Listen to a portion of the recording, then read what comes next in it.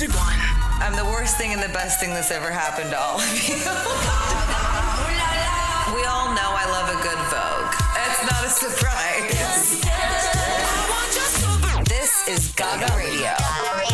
On Apple Music 1. Hello, everyone, and welcome to the fourth and final episode of Gaga Radio on Apple Music. I can't believe this is it. I've had so much fun bringing this show to everyone over the past month, and the last episode I wanted to do something for the fans who helped make Chromatica what it is. I also have one last guest who was a huge part in shaping the sound of Chromatica. My friend and producer Tchami will call in a bit later. Tchami is the brilliant mind behind the music of the final episode of Gaga Radio. So let's go. Apple Music 1. This is Gaga Radio. Hey, Tchami. Yeah. Hey, man, how are you?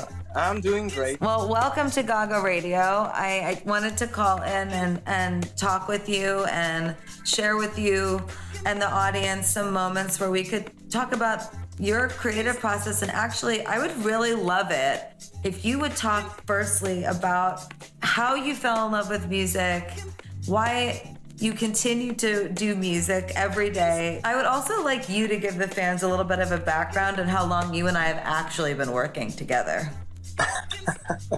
That'd be nice. Where do I start? Music has been a part of my life since I was 4 years old, and I've been taking piano lessons thanks to my parents. So I've been in the classical world at first. Later, I think I just flipped towards hip hop, and that was my teenage love. And then, around 18, 19 years old, I was all about house music, electronic music. And later on, Blockhouse came, and we had this immense energy, new type of blending hip-hop and house together. And we had a good branch in France. So I wasn't part of that yet, because my production level was not on the level that I wanted to be. So I just kept doing my thing until the Tchami project came along, and here we are. You know what most people don't know that I didn't know for a really long time? You produced Applause. I co-produced it. Yes, you did. It. But I didn't know about this for a long time, meaning that a track was played for me and I lost my shit over it. And I wrote Applause, and I remember that the single for Art Pop was supposed to be Sex Dreams. Yeah. And then I wrote Applause, and I was like, no, this is the song. And it's one of my favorite songs I've ever written. Every time I play it, the crowd goes crazy. And I don't know how many people know that was you, but now you're back in my life again. But we worked, more closely this time. Me and Burns and Blood Pop, we talked a lot about how this process of making music was so egoless, such an open, artistic, collective, creative space where it challenged me. And I watched how you guys worked, and I finally opened myself up way more to really collaborating on the song, and even collaborating on the way I sang on the record. So what was this like for you? How was this different?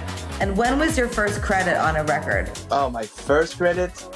It was on a very obscure French hip-hop track, if I recall correctly. But my biggest first credit was Applause. About the process of creating Chromatica. To me, you said the word open, and that's all it was. From day one, I came in the studio and Blood Pop played me maybe 10 or 12 demos. Yeah. And he said, which one do you want to work on first? I said, okay, let's do this and this and that. And it was a very collaborative effort. And to me, that's everything. When you find the right people in the right room, in the same room, you can make magic. Yeah. I really believe that. I believe that too, and I think it's also the way that you interact with each other. I don't know, if there was 10 ears in the room, right? We still would go, well, is it only one bass line? Or we would talk really intelligently about what the bass line was supposed to be. Or we would discuss how hard the record was hitting.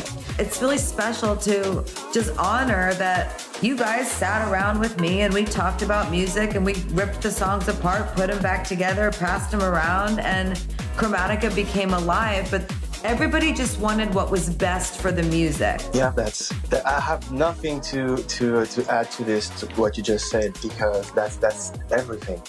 I mean, egoless. That was egoless, for sure. And you were there when I had some tough days. What was that like for you? Just to ask you some hard questions. Like when I had a rough day, how did that make you feel as a producer? I mean, it's very hard to know where to stand when something happens and you're not supposed to be a part of it.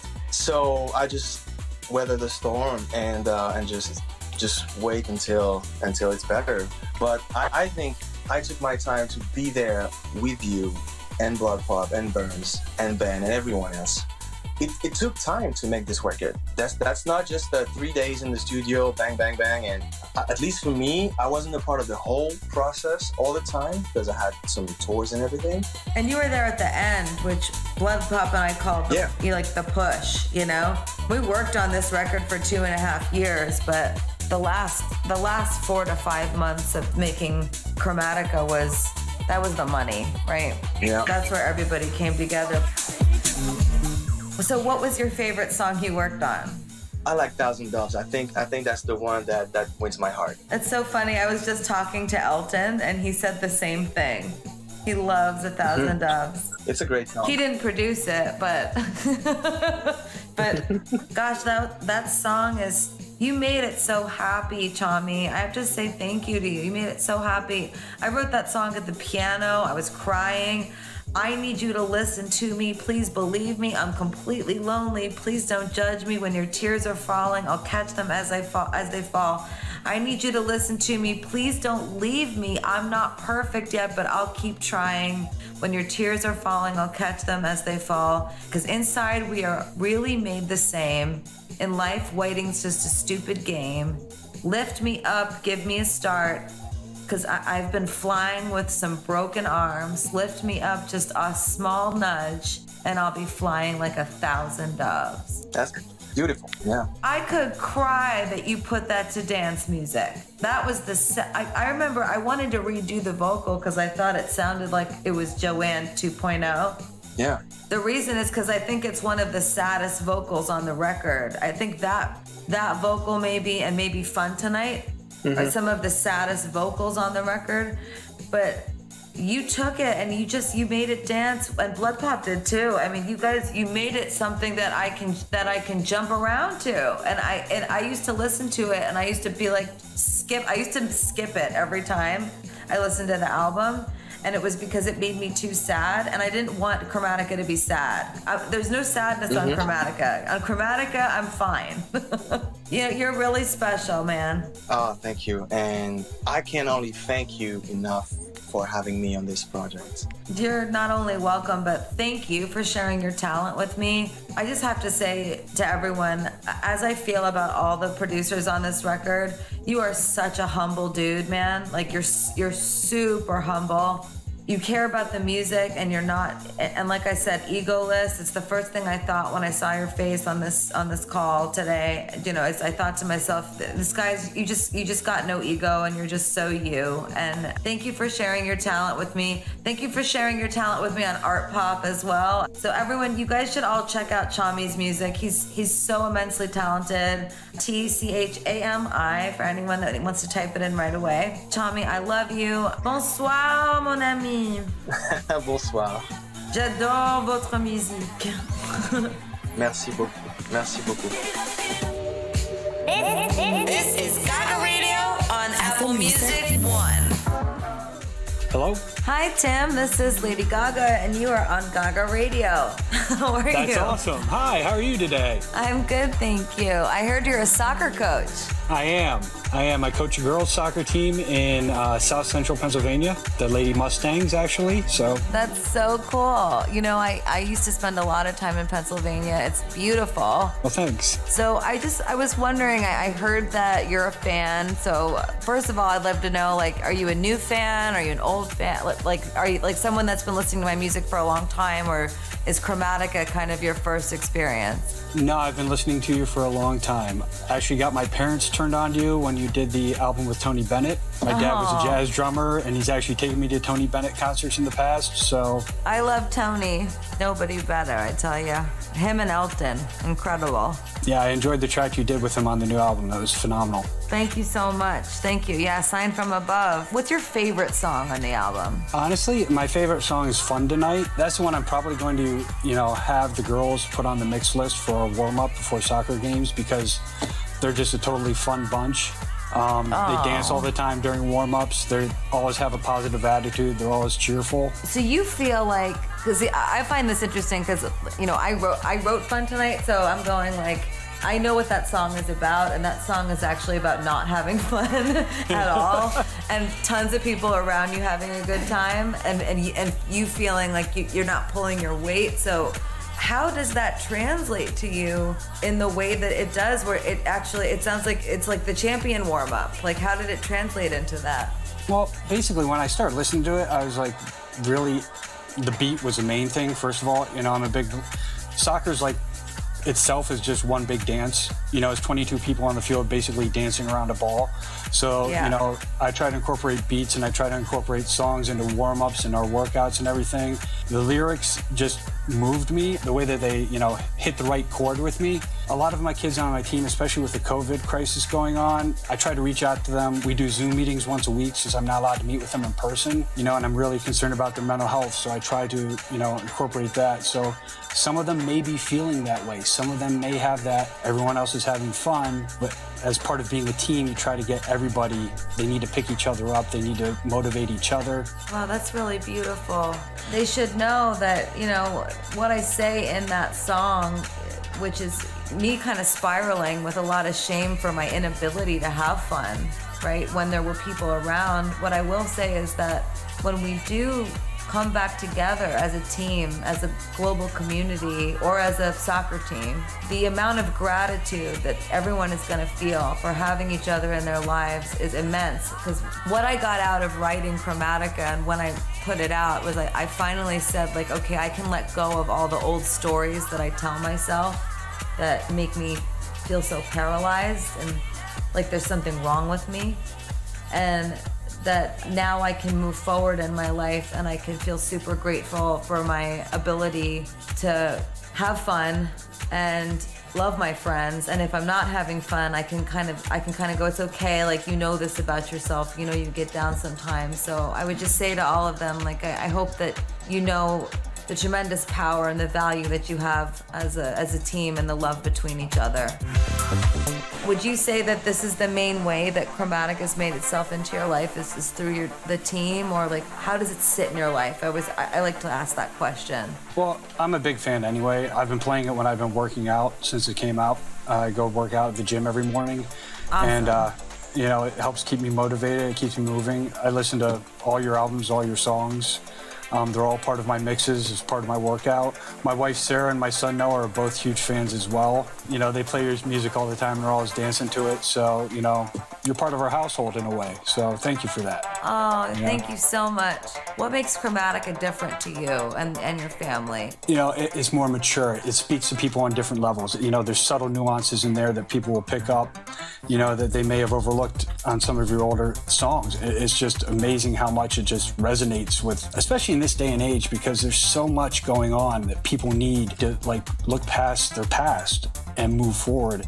I worked in mental health for years, and songs like your album just show growth and development, and it's stuff that I've always tried to teach people, that you can only change. Change is good. It's just not something you find in the couch cushions. It's always have that attitude of gratitude, and you be grateful for what happened, you learn from it, and God willing, you move on. I appreciate so much everything you just said. Thank you so much. I made this record for you. You're awesome. My wife and son think you're awesome. My team thinks you're awesome. Tell your family I say hi. Thank you for this opportunity, and thank you for all you do.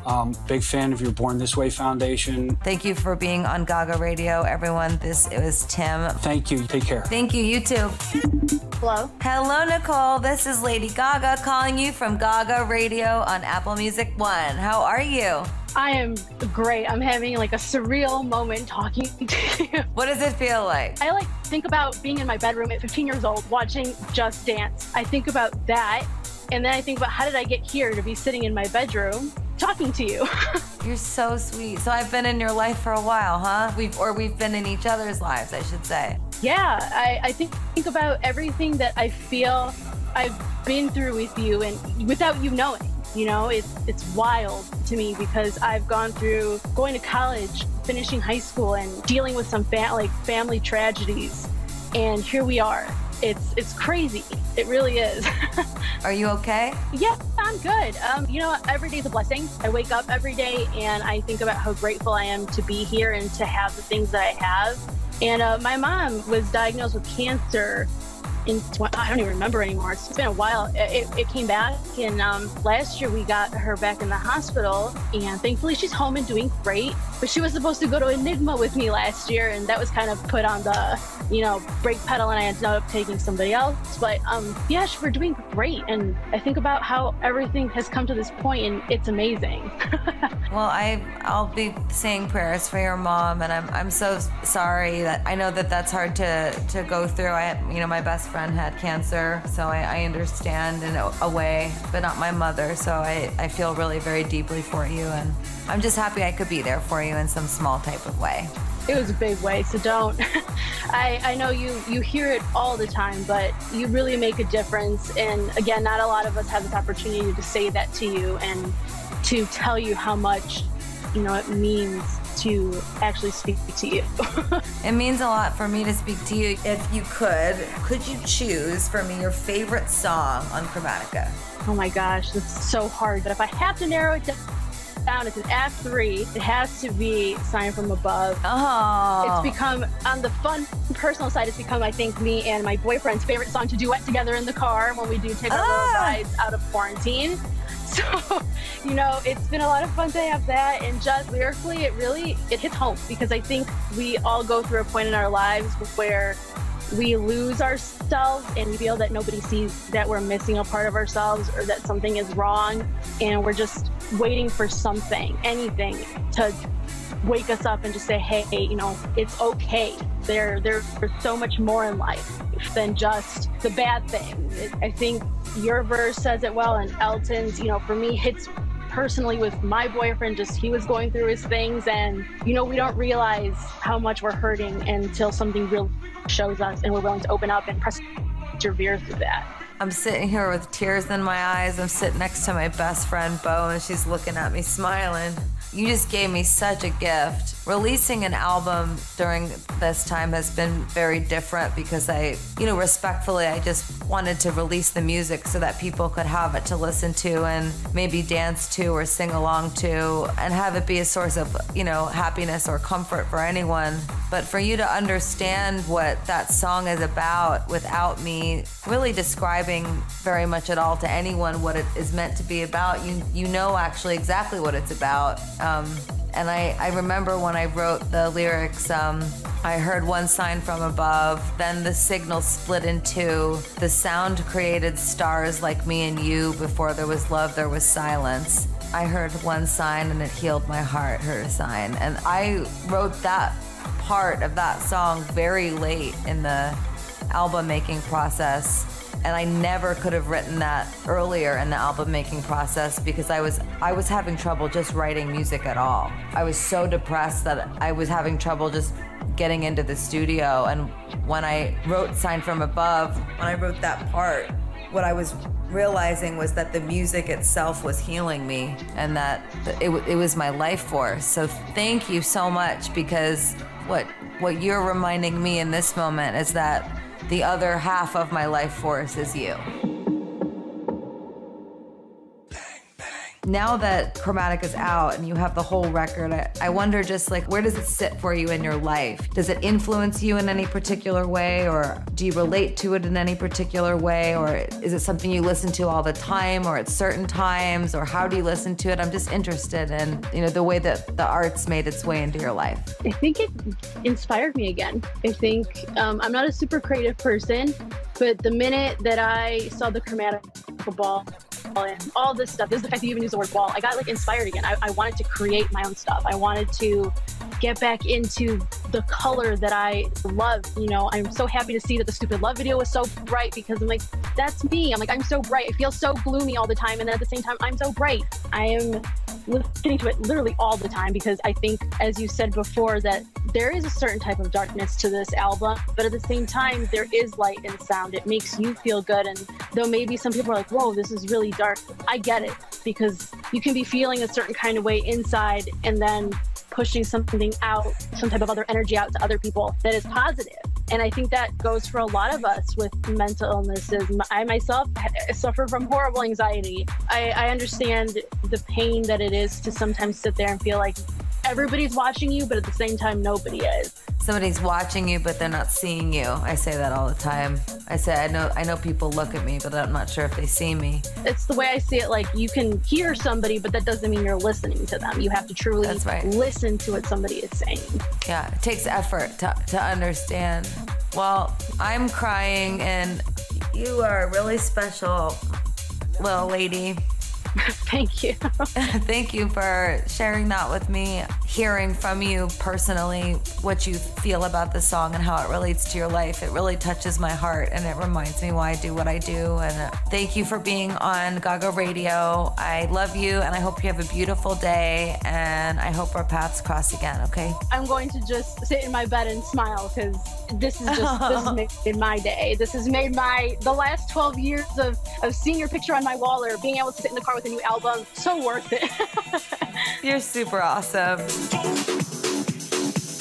There it is, the fourth and final episode of Gaga Radio. A big thank you to Tchami for calling in from France and for the incredible mix of music. Thank you to Tim and Nicole for calling in and telling me how much they loved the album. It means so much to me to hear from all of you. I appreciate you all so much. I miss my fans every day. You know, it's a really strange experience, you know, when you're famous. For myself, uniquely, like, I have a very particular relationship with the world. And there's one where, you know, I go to the grocery store and someone just wants a photo of me or with me, or says that they loved my work in something. But my relationship with my fans is something that's very different, meaning my fans, the kids that stand outside my shows, stand outside my house, that I see, you know, when you guys talk to me one-on-one and tell me what this album means to you, that visceral connection that we have is something that, you know, not being on tour right now, I know is something I'm not getting to,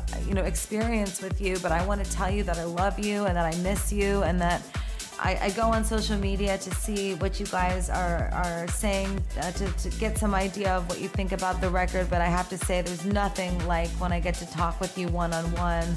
That's really very special to me. And if I could, I would be in Vegas right now high-fiving all of you and signing autographs after one of my shows. So thank you for taking the time to be on Gaga Radio, and thank you for the last, 15 years that you've been supporting me in my career and in my music. Because like Elton and like Tchami, I started when I was 4 years old playing piano by ear. I didn't want to learn how to read music yet, and then I did, and it was all she wrote from there. So until then, take care of each other out there. Please be safe. Speak your minds, raise your voices. I think it's such an important time to reflect on what we stand for in life and how we can stand up for each other. So I love you all, and I'll see you soon.